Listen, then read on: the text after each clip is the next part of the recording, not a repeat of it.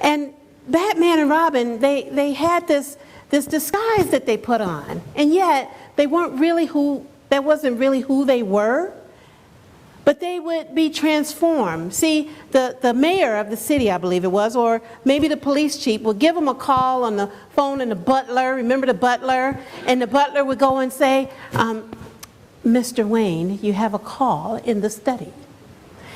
And he would go into the study, and I believe it's a red phone, and pick up the red phone, and they would tell him blah, blah, blah, and and the criminal is out there going to get the good people.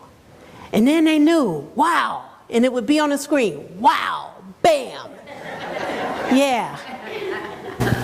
And they knew it was time. And the bookcase would slide open, they push this button, and it'd slide open and would reveal these two poles. And in they would go with their, very fancy suits on, and they slide down the bat pole, and they go into the bat cave, and all of a sudden, there they were. There they were, transformed. I could never figure out how in that distance that they could go from whatever they had on in that moment to looking like this. It seemed like an instant, and yet they were transformed. Now, they were in the bat cave, and often they would end up getting in the bat car so that they could then zoom down the road to go wherever they needed to go to fight crime. But these disguises, do you think that they were able to, in those moments, to be different than what their normal lives look like? But what's normal? Well, I think they had this intention to help people. But when we have our own disguises, what does that look like? Because we do have them. Each of us has a disguise right now. The disguise is the clothes we wear. Each of us have on something different. The disguises can be us being a brother, a sister, a mother, a father, grandfather, grandmother, spouse. The disguise can be the occupational title we have, minister. And sometimes we get to take them off, just like we take off our clothes when we go to bed at night and put on something different to sleep in. At least some of us do.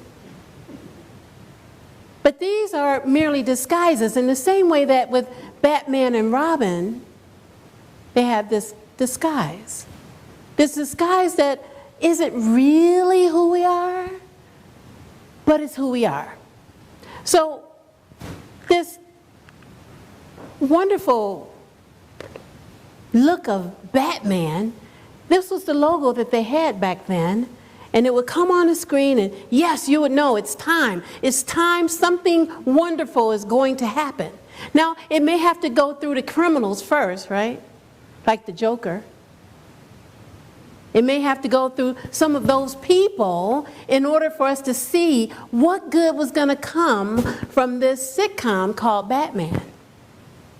Well, we have to grow through so many things in our lives, and we take on these disguises because sometimes it's a way for us to connect with people, for them to know who we are, or whoever we told ourselves we are.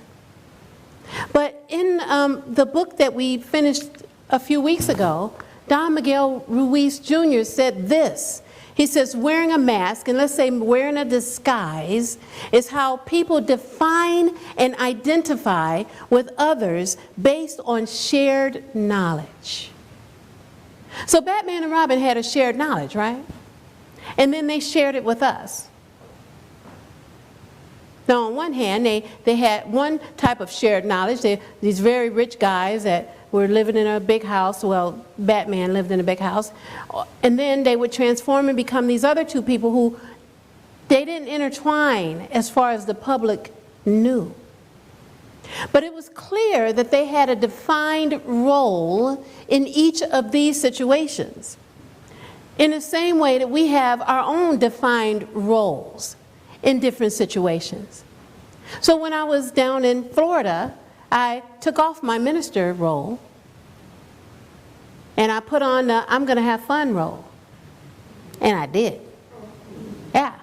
I swam in the water with the fishes, went into caves, and we went into cave to see crystals with my friend Crystal. And one of the caves, as we were coming out, had bats. So I wonder if that's why I'm talking about Batman now. I don't know. But I remembered that if a coastal would have came, then she would not have been able to come out of the bat cave then, because she's really afraid of bats. Now, I'm afraid of them too, but for some reason, in that moment, as they were flying around our heads, I was okay. I thought, those are some big bats. Whoa, look at those clusters of bats. Wow, look at them. And I don't know, I just felt like I was okay. In the same way that when people would see Batman and Robin, that they felt like they were okay. You see, we can be transformed in a second from whatever we look like to whoever we really are. That even though people have a defined way to see us, that's not really us. But do we have these defined roles or do we not? Well, let's look at Batman and Robin a little more. So, Batman's name on the sitcom is Bruce Wayne, and Robin's name is Dick Grayson. Okay, we got that. So, on one hand, here they are, Dick and Bruce. On the other hand, here we have Robin and Batman. But let's take a little more of a look at Batman. Let's leave him back there. Let's just let go of Batman for a minute. And let's look at the name Bruce Wayne. I want to tell you a little bit about him. Bruce Wayne was a millionaire. And it just so happens that both of his parents were killed by criminals. Did you know that? Oh, some of you did. I didn't. Until I was looking this up. So they were killed by criminals. And here's what happened. He made a promise to avenge his parents' death by fighting crime. But not just fighting crime, but fighting crime secretly. Hence, Batman. And he made a decision that he didn't want people to know that he was helping.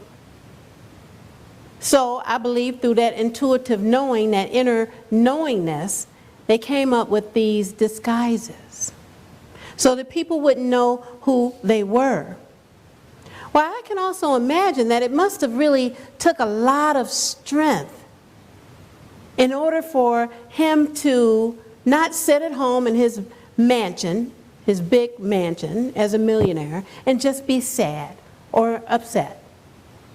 That it must have taken a lot of strength in order for him to say, well, I think I want to make a difference.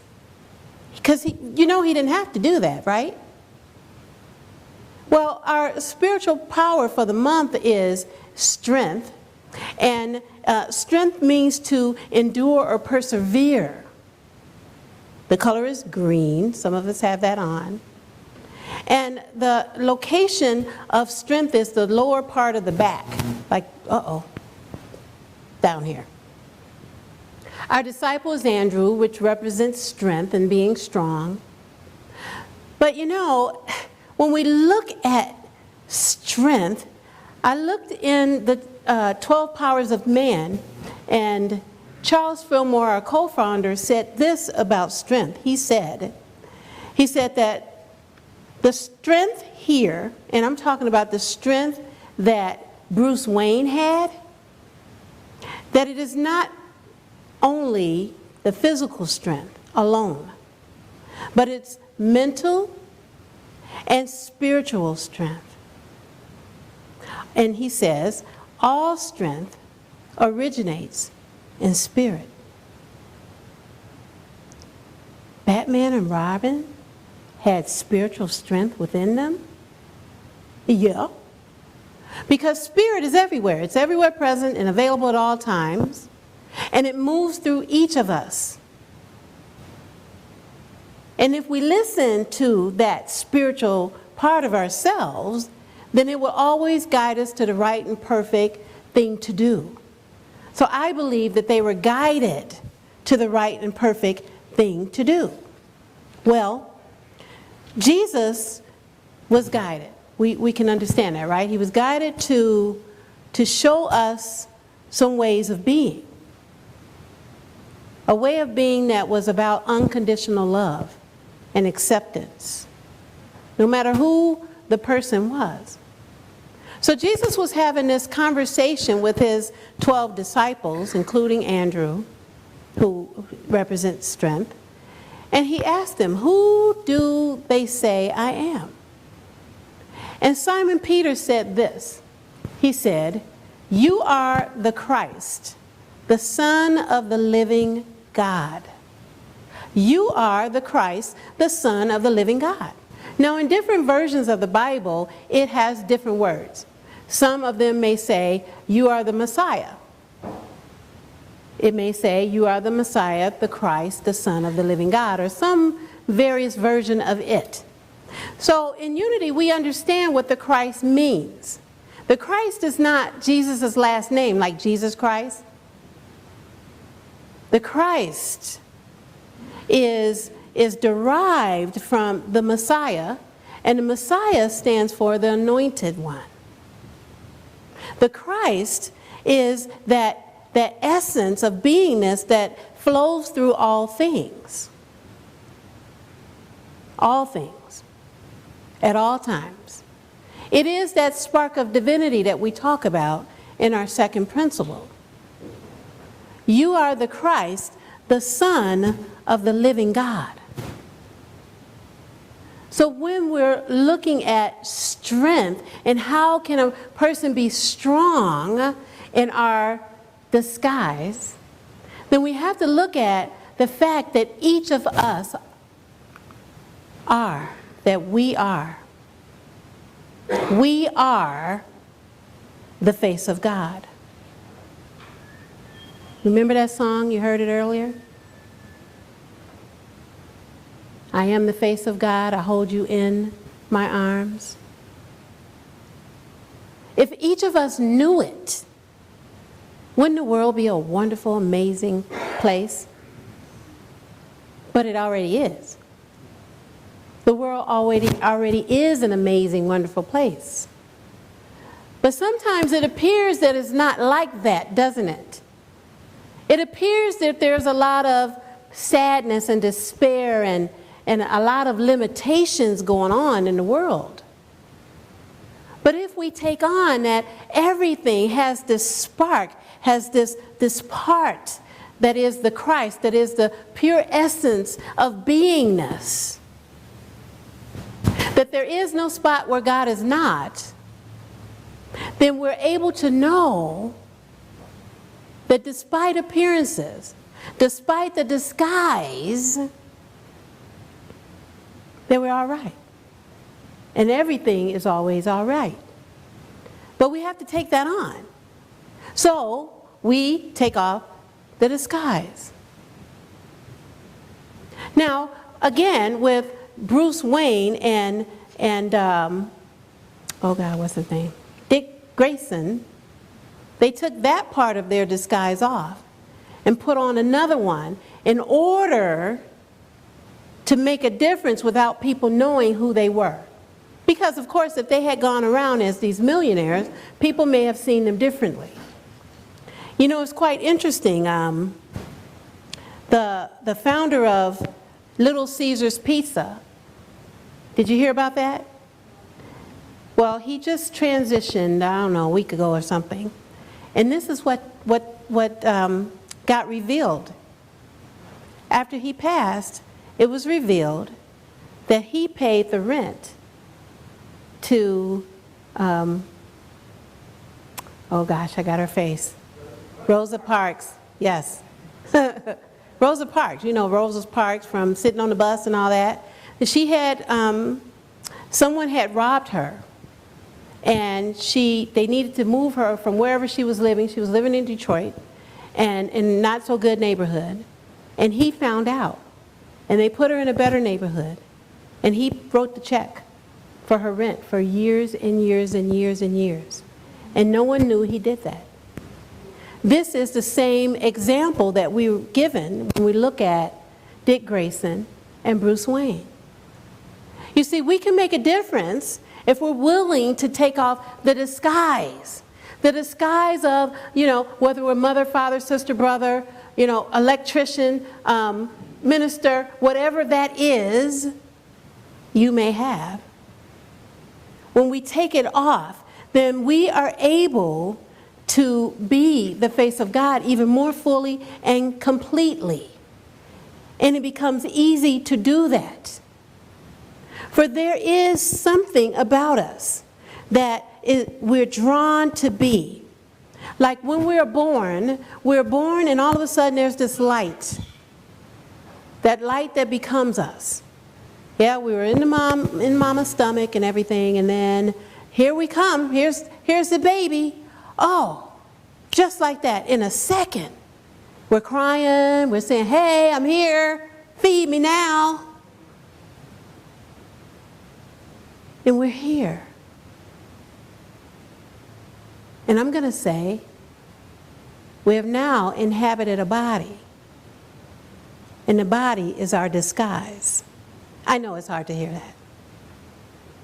It's the disguise because really, the ultimate part of us is pure spirit. That spirit needed us to get around. In other words, God needed us to get around. So when we saw the Bible verse, when it said, you are the Christ, the Son of the living God, consider that we are the living, breathing, walking, talking embodiment of the divine. I know some people don't want to say God, but if we're children of God, then what are we? If we are children of God, what are we? Yeah. And it's scary, I know, because I believe when we really know that that's the truth of us, then we have to be responsible. We have to take responsibility for every action we have, for every word that we say, every thought that we think. And Jesus was merely our example of how to get there. He had to get there too, you know. Because when we are human beings having a spiritual experience, then it's up to us to wake up, take off the disguise, and move on. So that light that shines brightly as us is always moving us forward. That light got us up and got us here this morning. That light precedes us everywhere we go, everywhere we grow, everywhere we go. And that light is radiating out from us right now. And when we join together, join those lights together, it then is a big bright light, like the sun. And it makes a difference in people's lives, whether we know it or not. And so, Don Miguel also says that to be in awareness of the authentic self is to experience oneself as the energy that gives life to your mind and body. The authentic self is spirit within us. That authentic self is who we are when we take the disguise off. The authentic self is the energy that he's talking about that gives life to our mind and body. That energy that I'm suggesting is the light. That light that shines as us. This is who we are. Notice the light around the hand. It's not just the light around the hand. Notice that the light is flowing through the hand. That's who we are. That's who Batman and Robin really were. They were the light. They were the light for people to see, for people to be transformed from being afraid to living in their own body, in their own lives, in their own city, the Gotham City. We're called this morning to really be the light, to allow our light to shine, little or big. It's still the light. Doesn't matter how much we want to allow it to shine. And that we get to be the examples of what love looks like, of what light looks like, what acceptance looks like. That is up to each of us. And when we do that, the world is transformed. Because that light, it can't just stay here and not be able to radiate out. It just radiates out because it does. It's an energy. It's the life force. So I encourage us this week to really look at, how am I showing up? Am I putting on a disguise again? Do I want to hide from people? Or what kind of disguise am I willing to put on? And if we don't know about that light shining within us, then put on the disguise of being a light. Allowing that light to shine because it wants to. And it's up to us to let it happen. So our affirmation for today is this: I am free to experience the strength of God in me. Do you think you're free? You think? Do you think? Yes. Okay, I was just wondering. So may we say this affirmation together, please? I am free to experience the strength of God in me. Again, I am free to experience the strength of God in me. All right, take a moment to close your eyes. And imagine for a moment that sun is shining brightly outside right now, that it's here in this room. And that it's moving through each one of us now. Moving and taking a rest in our heart space. As we think about someone we love deeply and appreciate deeply. And in that moment of loving and appreciating that person, we are free in that moment. And we think to ourselves, I am free. And allowing that love to radiate out from the heart space, filling up our entire body now. We're calling it forth. Feel that feeling and the experience of it. And know, dear one, that it is radiating out to everyone in this room. And we open our eyes and we say the affirmation again, one more time, please, together. I am free to experience the strength of God in me. And so it is. And so we simply allow it to be. Namaste.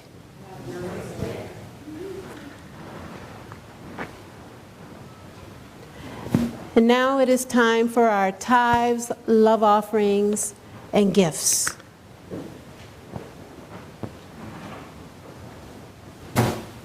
And we know that just as we have received today, that receiving of whatever you received could not happen if we weren't willing to give of ourselves. Giving by just being here. Giving by allowing ourselves the willingness to be. And so when we're talking about giving of our tithes, it is in that same way It is the law of circulation, the law of abundance, the law of give and receive. So we give in this way as well. So we have our love offering blessing here on the screen. If we can say it together, please, together. Thine love as me blesses and all that hath, all that I give, and all that I receive. Thank you, God. You are our source.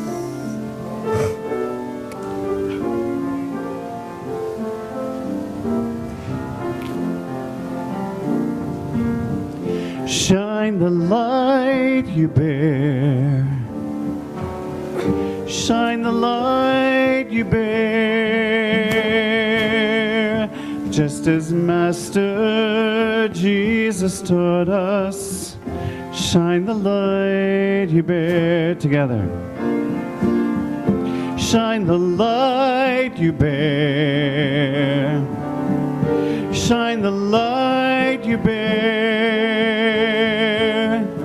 Just as Master Jesus taught us.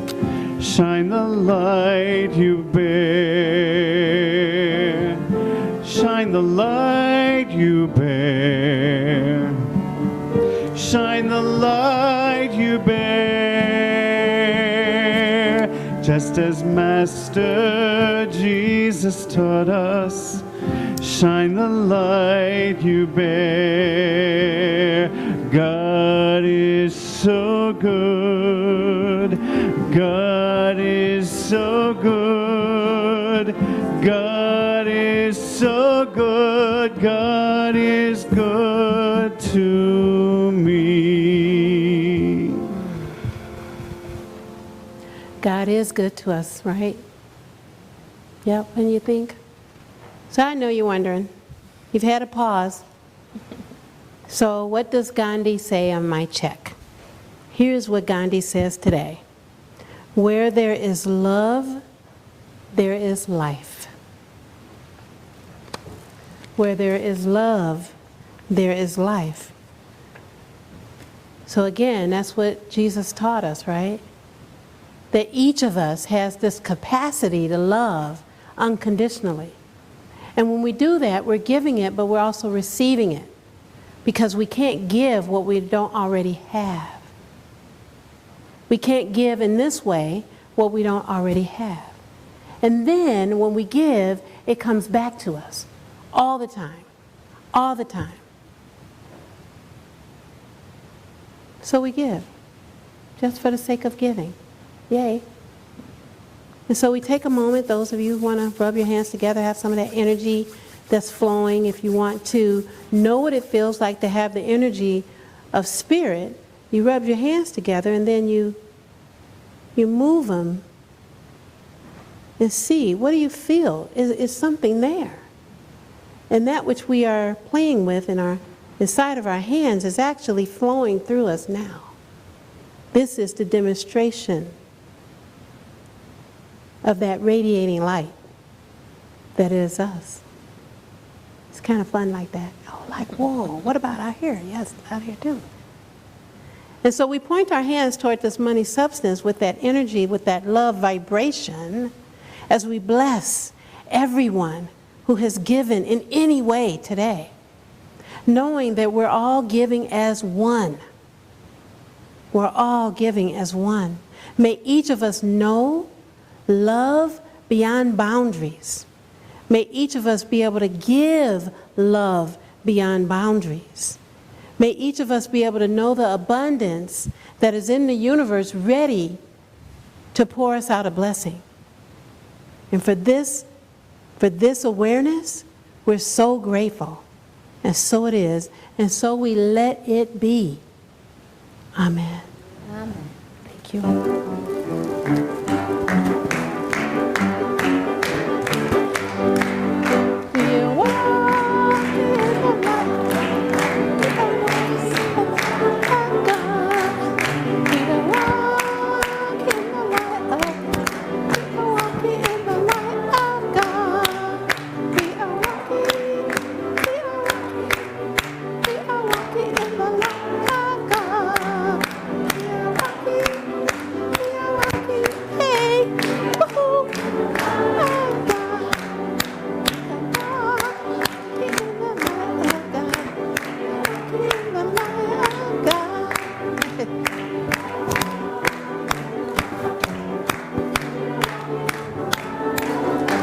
I'll take it. I'll take that. I'll take that. Thank you. Do I put this? Okay, yep.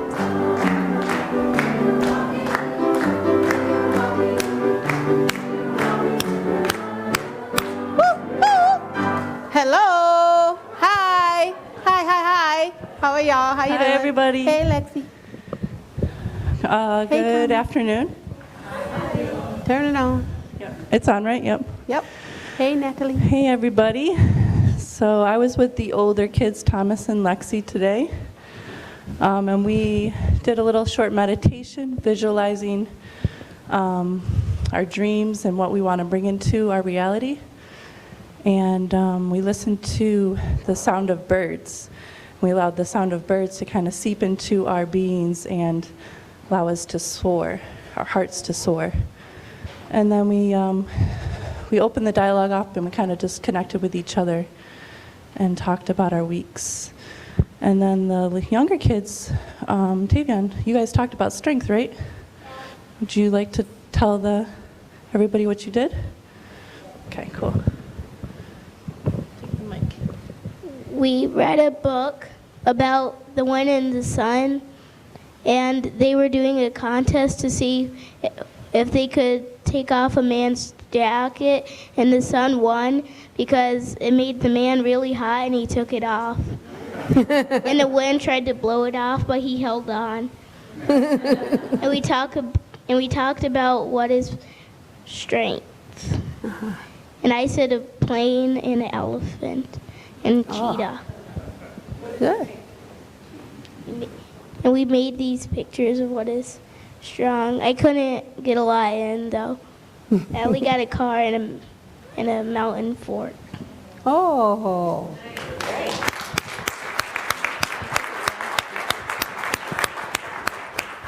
Dharma, would you like to talk about your picture? Yeah. Okay, here. Here, I'll show it, okay? So this is your picture, right, Fred? No. No, you didn't actually get to make a picture. That one's Dartmouth. Okay, this is yours. So what's on it? Here, talk right in the mic. I did the boats on it. A bird? Yeah. And a bird has strength, right? Yeah. Awesome. Cool. And that one is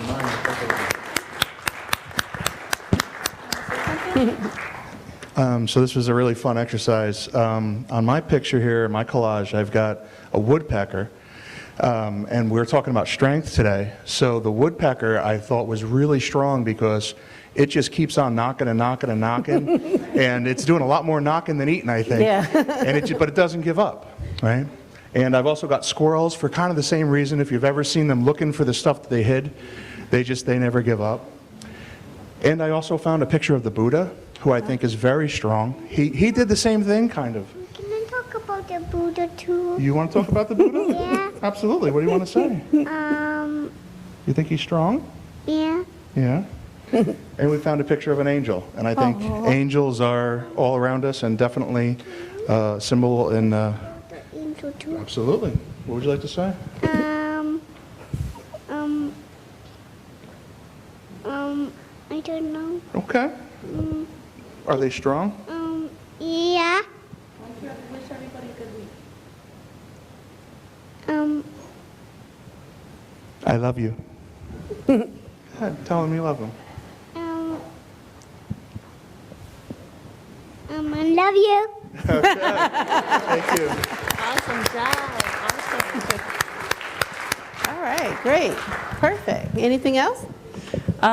Small teachers meeting for anybody interested in helping out in Children's Church after the town hall meeting today. Yep. Thank you for your loving support always. Thank you. And our children's blessing and affirmation together. Let's say that together, please. We bless our children wherever they are. We see them surrounded by love and light throughout the week. We have a thriving, expanded youth and family ministry. Yay. Okay. And our prayer for protection. The light of God surrounds us. The love of God enfolds us. The power of God protects us. And the presence of God watches over us. Wherever we are, God is, and all is well. And the peace song, let there be peace on earth, and let it begin with me. Let there be peace on earth, a peace that was meant to be, with God as Creator, family all are we. Let us walk with each other in perfect harmony. Let peace begin with me.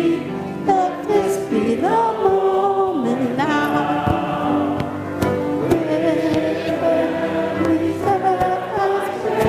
Let this be my song now. To take each moment and live each moment.